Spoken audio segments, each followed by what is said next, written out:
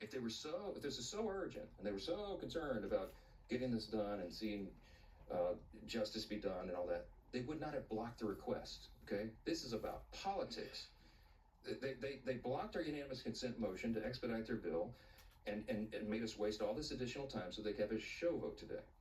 Republicans are ready to get the job done, to move forward, so we can continue to get on to these important issues of dealing with what the American people demand and deserve for us to deal with.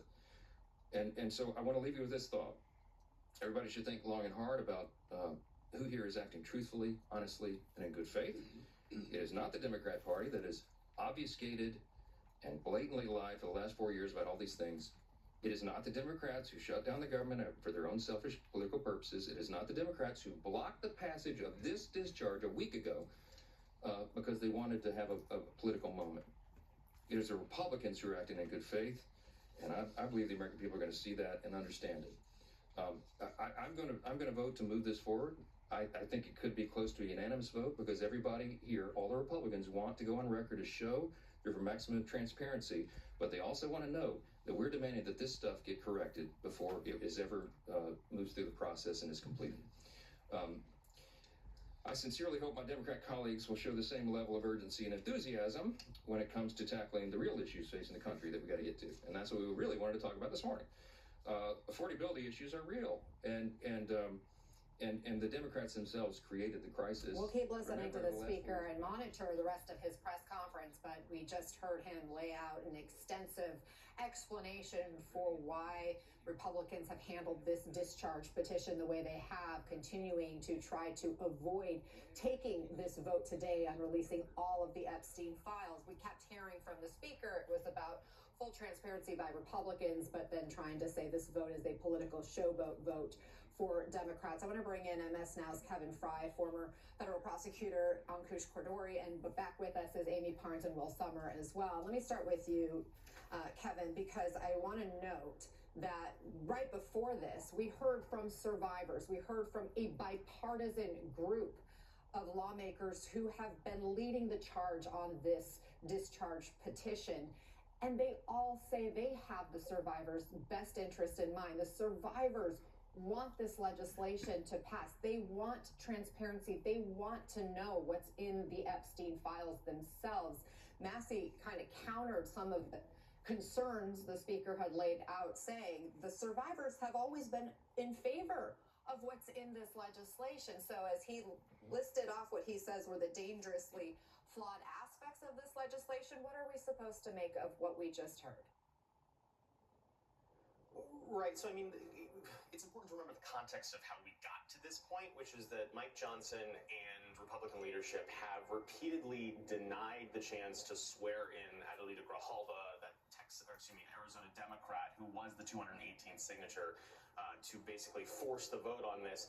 And then once that petition was signed on to, after Congress basically came back to town after a month and a half away during the shutdown, then almost immediately Johnson pivoted from what would be the process of going through that procedural vote, which could take about a week and some change just to go through what's called the ripening period for the discharge petition, and instead said, we're just going to put it on the floor next week, as in today. So it was kind of this, like, now we're going to jump on this legislation in seemingly no small part that what I've heard from Republicans, and one of those that is very much a supporter of the president, is that they just need to get this over with and get it in the rearview mirror and move on. But this also comes as there's like this very interesting confluence, and we heard it from Congresswoman Marjorie Taylor Greene, who went so far as to suggest that this issue is tearing the MAGA movement apart. And this is where these lawmakers have kind of been in crosswinds, where you've seen the MAGA base and, honestly, President Trump, when he was on the campaign trail, embracing this issue, versus the White House, where you've seen the president over the last 9 months say, actually, let's not go ahead with this. And so these Republicans have been caught in a bind. Now the president, seemingly sensing that the winds are not blowing in his favor, has embraced this and allowed it to move forward. Ankush, I mean, when we hear the speaker talk about issues he sees in this bill, saying it could create new victims, could compromise identification of informants, could potentially discourage whistleblowers, what say you?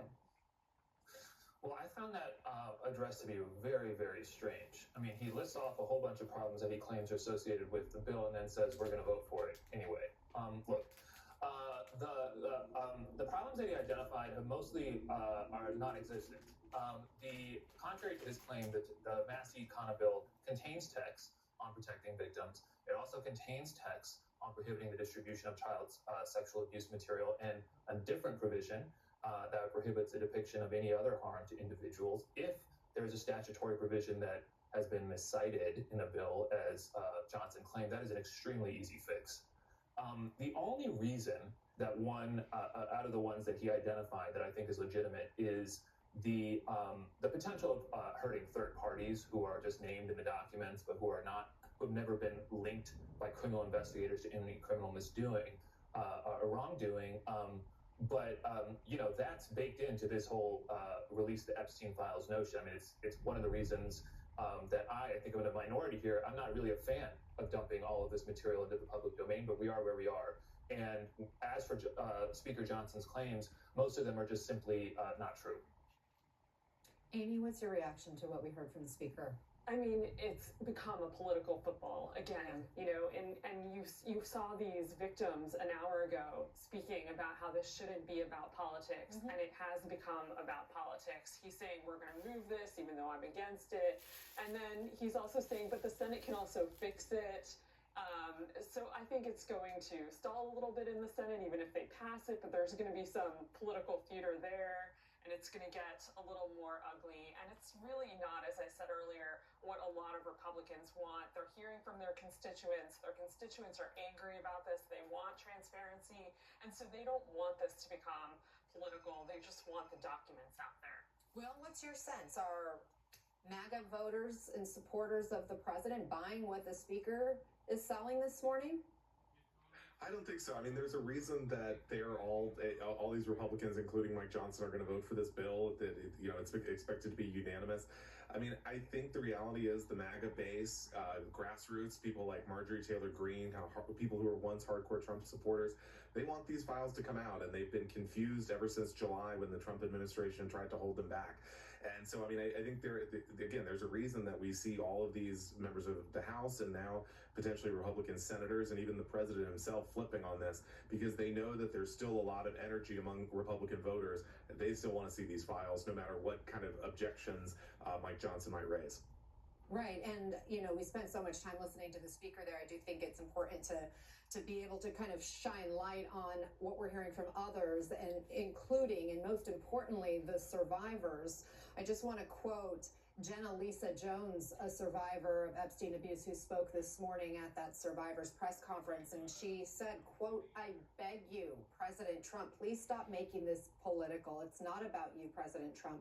You are our president, but please start acting like it." She went on to say, "I voted for you, but your behavior on this issue has been a national embarrassment." That's coming from a survivor. That's coming from a Trump voter, as she laid out there. Kevin, how quickly could this legislation, if it passes the House today, end up on the president's desk?